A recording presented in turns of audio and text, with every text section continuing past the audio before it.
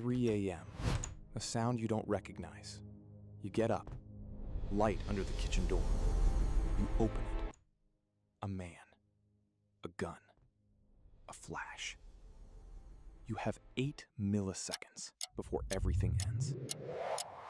I'm Obscura Files, and if you want to understand what those 8 milliseconds actually do to a human brain, subscribe, because this one will change how you think about survival forever. You're lying in bed. It's 3 in the morning, and something pulled you out of a deep sleep. Not an alarm, not your phone. Something your brain flagged as wrong before you were even conscious enough to understand why. You stare at the ceiling in the dark. Your partner breathes slowly beside you. The house is silent. Probably nothing. Probably the pipes. Probably the neighbor who keeps vampire hours and doesn't understand that the rest of the world sleeps. Then you hear it again. A creak. Downstairs. Deliberate. Slow. The kind of sound that doesn't belong to a settling house or a restless cat, because your cat is right there at the foot of the bed, ears up, also listening. You do what every rational person does at 3 in the morning. You make an irrational decision. You don't call the police. You grab your phone, slide out of bed without making a sound, and walk barefoot down the cold hallway floor toward a light that should not be on. A faint, moving glow coming from behind the kitchen door. You push it open. There's a man standing in your kitchen, 180 centimeters tall, ski mask, backpack on the floor, and in his hand, something that catches the light in a way that your brain processes in exactly 0.4 seconds as a gun. You can see his eyes through the mask. He's terrified. He came here to steal a laptop, not to kill anyone. But terrified people with guns and fingers already on triggers are the most dangerous thing in the world, because fear is involuntary and fingers are not. You don't get to speak. You don't get to raise your hands. You don't get to do anything at all. The flash fills the kitchen for a fraction of a second, and the last thing your retina processes before the lights go out is the face of a stranger who just made the worst mistake of his life and destroyed yours in 8 milliseconds. Before we go inside what just happened to your brain, and we are going to go inside, in detail, second by second, I want to play a quick game with you. 3 statements. You tell me, true or false. 1. The bullet reaches your brain before you hear the shot. True or false? True. A 9mm round travels at 370 meters per second, which is faster than sound. At 3 meters of distance, the width of an average kitchen, the bullet penetrates your skull 2 milliseconds before the sound of the gunshot reaches your eardrums. You die before you hear what killed you. 2. A bullet destroys the brain like a bomb going off inside it. True or false? True, and it's worse than it sounds. The projectile creates a destruction zone 10 times larger than its own diameter through a pressure wave that shreds tissue that took decades to develop. 3. You can survive a gunshot to the head if the bullet misses the brainstem. True or false? Also true, but surviving doesn't mean continuing to be you. It can mean waking up unable to recognize your own children or form a single new memory for the rest of your life. Now, let's talk about what actually happens. Millisecond by millisecond, when 7.5 grams of copper-jacketed lead hit your skull at 13 kilometers per hour, which sounds slow until you do the math and realize that's nearly 4 times the speed of sound. Here's something most people don't know. The bullet doesn't create a clean hole. When it hits your skull, which is between 6 and 7 millimeters thick, depending on where, the bone doesn't perforate neatly like in the movies. It shatters outward in a radial fracture pattern that spreads 8 centimeters in every direction.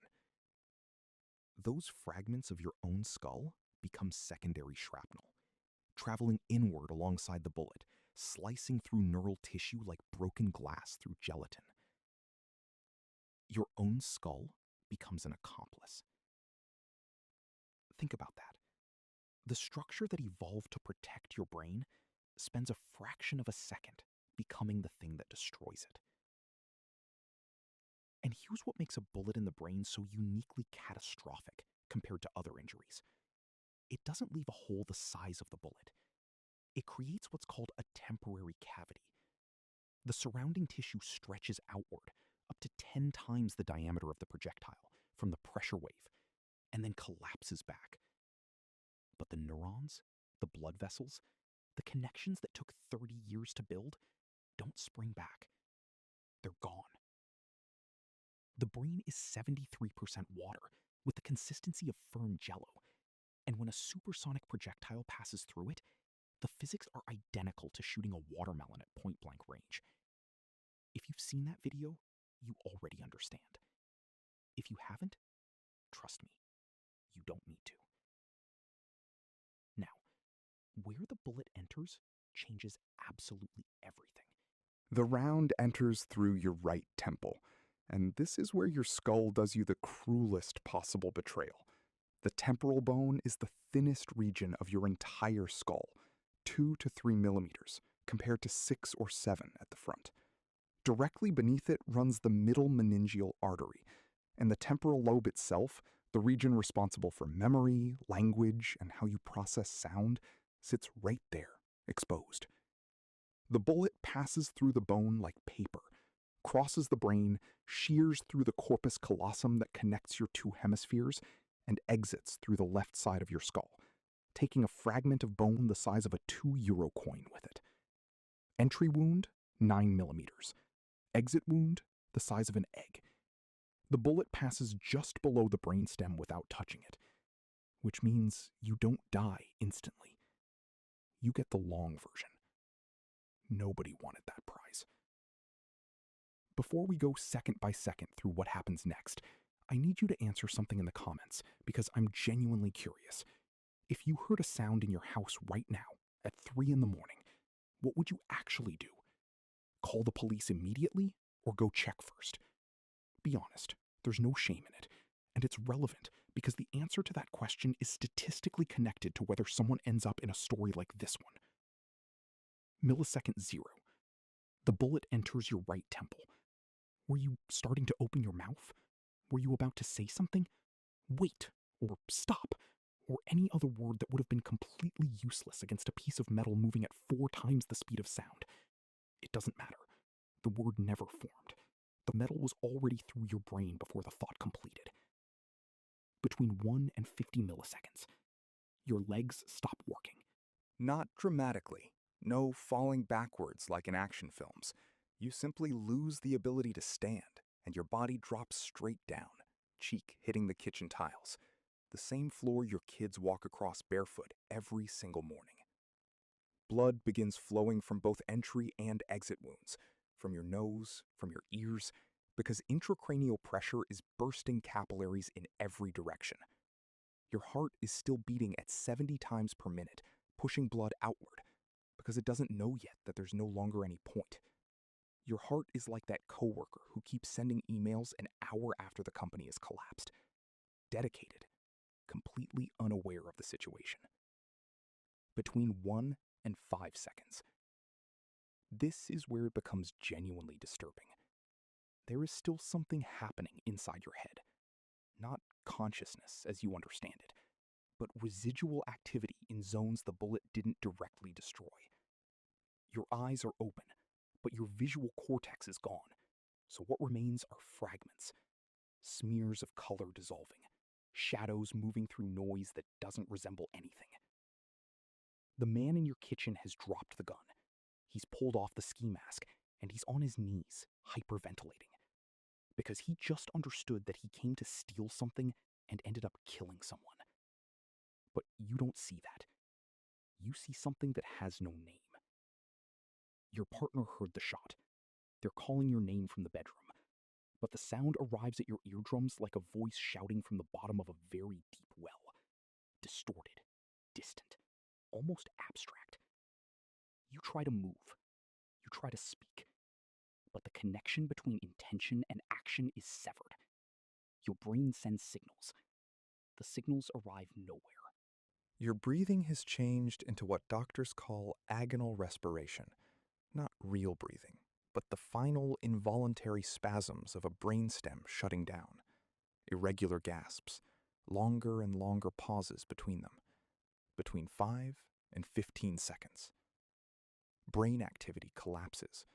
Neurons die in waves, thousands per second, and each wave takes something you spent a lifetime building. One wave takes your son's name. Another takes your first memory. Another takes your mother's face. Another takes the ability to feel anything at all.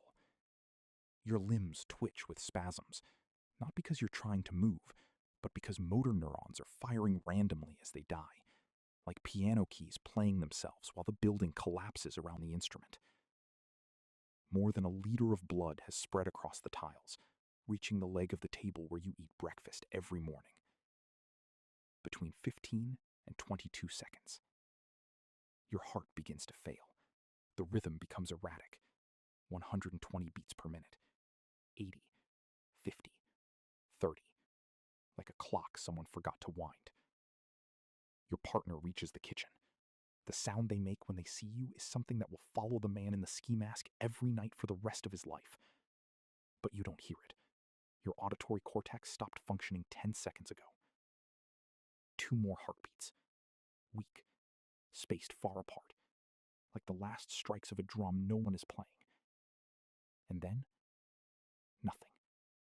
Total stillness in the kitchen, broken only by your partner screaming and the slow drip of blood from the counter where the impact splattered. 22 seconds. That's the full duration, from the flash to the end. 22 seconds that felt like a fractured eternity from inside your head, and the fastest, slowest moment of your partner's entire life simultaneously. Now let's talk about what it actually felt like from the inside. Because survivors of head gunshots describe it in ways that don't match anything you'd expect. They don't describe pain. They describe interruption. Not a blow, not an impact, an interruption. As if the universe blinked, and when it came back, it was running a different version of itself. Then a high-pitched tone that fills everything. Then confusion so total and so profound that it bears no resemblance to ordinary disorientation. Like someone put every thought you've ever had into a blender and pressed the button. No pain, because pain requires a functioning brain to process it. No fear, because fear requires a prefrontal cortex that understands the future, and that structure is destroyed. No final words, because Broca's area, which controls speech production, is disconnected. Just confusion, progressively less of it until there is none. Not like falling asleep. There's no transition. One moment you exist, the next moment you don't. Like a program that closes without saving. No warning dialogue, no loading screen, no fade to black. Just closed. Not all gunshot wounds to the head are the same, and the differences matter. 9mm, what we just walked through. If the bullet misses the brainstem and an ambulance arrives within minutes, survival rate is 15 to 20%. Not good odds, but not zero. 45 caliber. Slower velocity, but twice the mass. More tissue destruction per centimeter of travel. Survival rate drops to around 10%. 10% sounds like something until you realize that most of that 10% means someone is technically alive but cannot tell you their own name. 5.56 rifle round, 3 times the velocity of the 9mm. At that speed, the bullet doesn't create a cavity. It liquefies brain tissue. Survival rate, under 2%.